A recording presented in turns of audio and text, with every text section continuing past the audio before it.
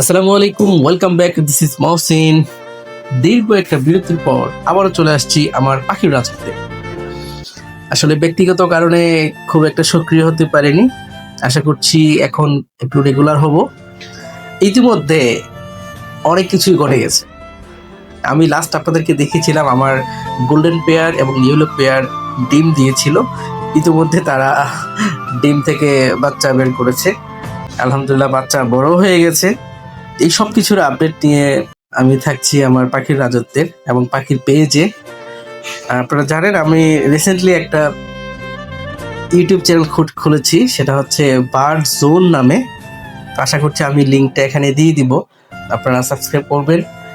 আর পাখির ভিডিও নিয়ে আবারও হাজির হচ্ছি, আরও খুব সুন্দর সুন্দর নতুন নতুন ভিডিও দেখতে পারবেন আমার পাখির। তো সেই আশাবাদী, আপনারা ভালো থাকবেন। খোদা হাফেজ।